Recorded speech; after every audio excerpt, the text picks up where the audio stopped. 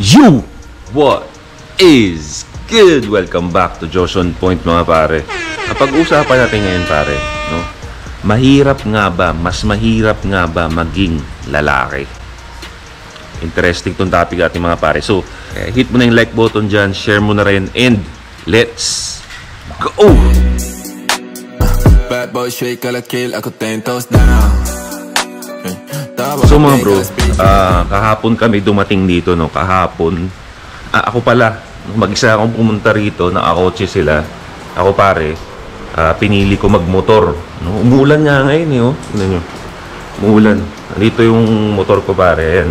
Nakikita ninyo, yan. Yun siya. Yan, basang-basa, pare. Kasi, umuulan ngayon dito. Ano, bad trip. Basang-basa siya ngayon, pre. Ano? Pero pogi pa rin, diba? Pogi pa rin siya kahit basang-basa siya, diba?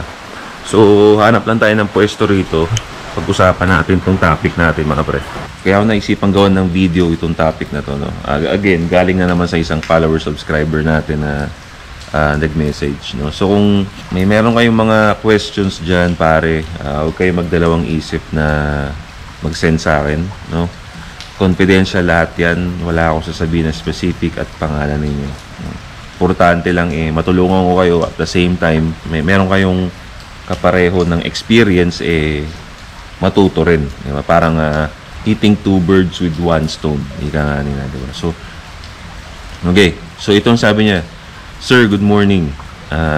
Gusto ko lang ito itanong and kung may chance magawan mo din ng topic para magkaroon ng better appreciation and understanding ang mga babae sa totoong buhay ng isang lalaki.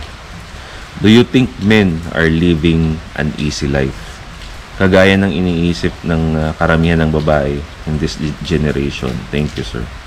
Actually, itong question na to, no, pare, itong katanungan na to, hindi naman to importante nung panahon ng mga parents natin, mga lolo natin, no? Hindi to importante kasi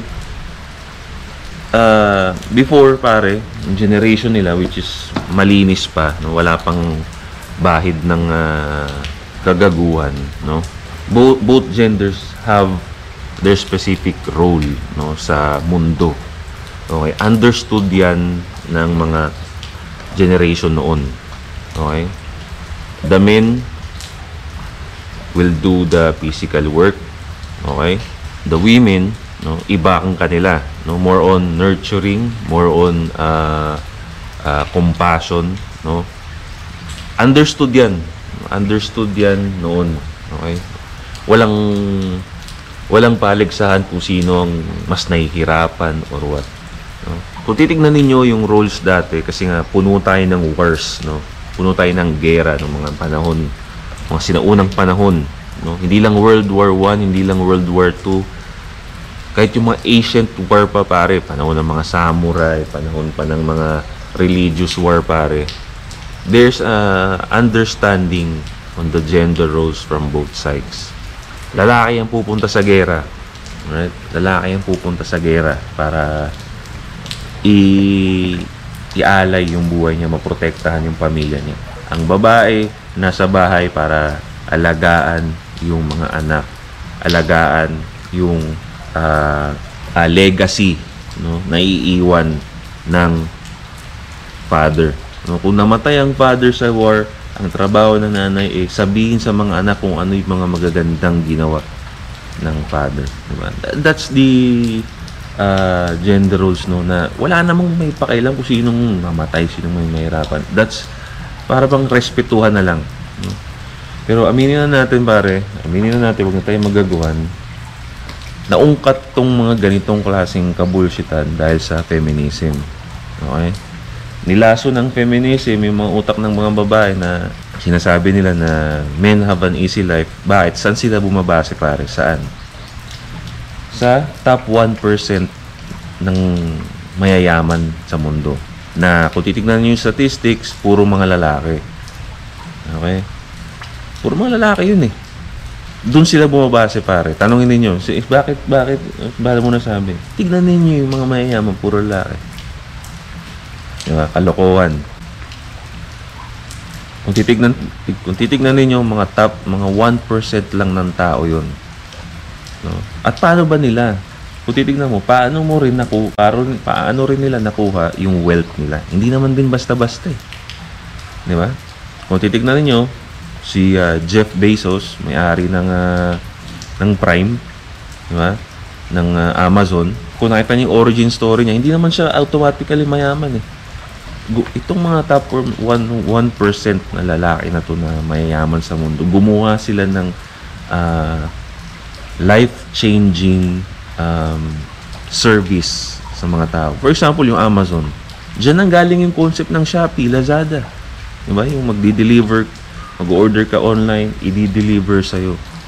Helping the sellers and also the buyers. Diba? Life-changing services yun, pare. Right? Oh, Facebook. Anong na-change ng Facebook? Kaya mo na maipag-connecta sa mga malalayo mong pamilya, makipag-chat na parang nandyan lang sila, parang kapitbahay mo lang sila. Diba? Hindi basta-basta makaisip ng ganon. Kaya you have to respect the hassle of that. Hindi yun madali. Right? Pero again, feminism ruins everything, pare. Sinira nila lahat ng kumbaga wala sa concept nila yung respect. Okay? Wala sa kanila yan.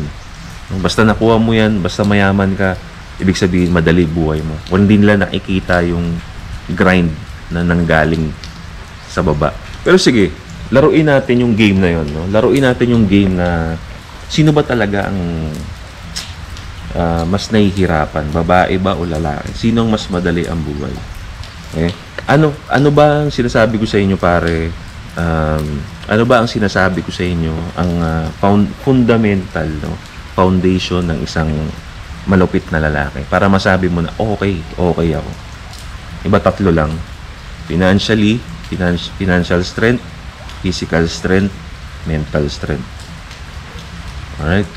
Now, bilang mag-umpisa tayo sa umpisa ng pagiging lalaki, teenager. Okay, diyan mo marirealize na lalaki kasi sabihin natin, bata ka pa lang up to 12 years old, wala ka pang concept sa mga ganitong bagay. Okay? Gusto mo lang dyan maglaro. Pero may isip mo na yung pagiging lalaki, teenager. No? Dyan na yung puberty mo. Right? Unahin natin sabihin natin yung physical strength. Okay? Physical strength. Meron ka ba niyan at the start of your teenage days? Wala. Okay? Kaya madalas sa ating mga kalalakihan noon, ang papayat natin. Kung makikita niyo yung maghahanap ako ng old picture ko dyan, pare, ng teenager ako. Tignan yung itsura ko dyan. Sa tingin ninyo, attractive sa babae yan? Yung ganyang itsura? Hindi. Okay, so dun pa lang, talo na. Financial strength, pare. Teenage days. Teenager ka. Meron ka bang financial strength? Wala. Di ba? Kanino? Sobrang lupit mo pagka teenager ka, binibigyan nga ng magulang mo ng 1,000. Budget mo 1,000, di ba? So, again, meron ba tayong strength na ganun? Wala. Right? So, doon sa dalawang yun, pag umpisa pa lang ng pagkalalaki mo, wala na, zero ka na. Ano yung next natin? Mental strength. Pwede natin sabihin, sige, sabihin natin na teenage days mo, mahilig ka magbasa ng mga, example, yung mga masculine books. Mga books na makakatulong sa'yo mentally, logically. Sige, sabihin natin, panalo ka na doon. So, meron ka ng dalawang weakness. Di ba? Yung financial mo at saka yung physical mo, na hindi ka na makaka-attract masyado ng opposite sex mo. Right? So, okay. Tingnan naman natin yung kabilang side. Tingnan natin yung sa girls, pare. Tingnan natin sa girls. Ipareho na natin, pare. Ipareho na natin. Okay? Ipareho na natin. Physical strength. Di ba? Teenage days, di ba? Sa teenage days, pare, alam ng lahat yan na yan ang prime ng karamihan ng kababaihan. Di ba? 18 to dyan sila payat, dyan sila slim. Di ba? So, ano ba ang hinahanap ng lalaki sa kanila? Diba? Yung physical appearance. Diba? Slim sila ng early days nila, no? Young days nila. Pasok agad. May strength kagad sila. Nandun kagad yung strength nila, pare. Okay? So, panalo agad sila dun. Financial strength. Financial strength ba ay inaasahan ng lalaki sa babae? Diba? Inaasahan ba nila yon? Of course not. Diba? Hindi mo inaasahan sa babae ang financial strength na pagka-teenage days mo dahil bilang lalaki alam natin na pare-pareho lang tayo umaasa sa magulang natin. Diba? So, most of the time, ikaw talaga nanlilibre dyan. No? At kung meron ka mang sobrang lupit na babae na makita na may common sense din, hindi magpapalibre yan, maghahati kayo, pero bihira yun. Diba? So, again, financial strength is kailangan ba ng isang babae? Hindi. Okay? So, mental strength. Sabihin natin, nagbabasa rin siya ng mga books, di ba, na makakatulong sa kanya. Again, ang mental strength kasi, pare, depende kasi yan. No? Pwede kasing makuha agad yan eh. No? Dahil nga, meron kang parents na nagtuturo sa'yo mentally or nagbabasa ka ng book. So, again, pwede natin sabihin na babae, lalaki, panalo na dyan. So, tignan nyo yung score, pare. Physical, meron na sila. Financial, hindi natin expected. Mentally, automatically, meron ka. So, 3. Tayo, meron lang tayong isa. Mental strength lang na pwede na dependehan pa yun, diba? So, in terms of attracting your opposite sex, in your early days, lugi ka talaga. Lugi talaga tayo mga lalaki dyan. So, na-layout na natin yon. Pero pare, sa totoo lang, no? Wala kasi akong hilig sa kung sino yung mas kawawa, sino yung hindi. No? Kumbaga yung victim mentality. Ayokong, porket nalaman nyo yung disadvantages ninyo. Ayoko na isipin ninyo na, oh, teka, may disadvantage pala ako. So, kailangan gamitin ko yun, no, para magmakaawa. Hindi, Brad. The more na meron kang disadvantage, no, kaya ayoko talaga na isipin ninyo na ayoko mag-adapt kayo ng victim mindset. No? Kasi ayoko na isipin ninyo na disadvantage yun. No? Kung napapanood ninyo yung video natin about sa reality, right? Sabi ko nga doon, reality will teach you what you need to do. Kailangan tamaan ka ng reality. At yan yung reality na lugi ka eh. So, pag hindi mo, pag hindi mo na-realize yung disadvantages mo, pare, at hindi mo ginawa ng way yun, ng paraan yun, pare, diba? Talo ka. Matatalo ka talaga, brad. Matatalo ka talaga. So, again, alam nyo na yung disadvantages ninyo. Ayoko na isipin ninyo na victim kayo yun, bro. No? So, kung iniisip nila na mas madali maging lalaki, brad, hayaan nyo na sila. Hayaan nyo sila, pare. Hayaan nyo silang magkaroon ng victim mindset. Kasi, pag nag-stick sila sa pagiging victim nila, pare, hindi angat yung buhay nila. Kasi alam nila, doon ang stick sila doon na, teka, may disadvantage ako. Hindi ako gagawa ng paraan kasi may disadvantage ako.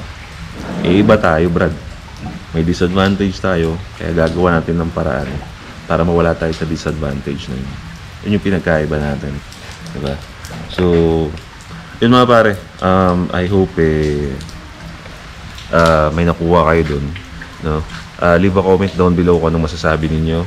Perfumes, pare, merch, available yan sa Shopee natin. Link na sa description. Okay? So, yeah, pare.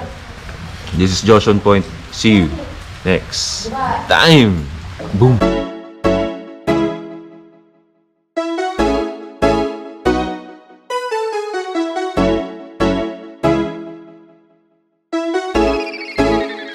GFAB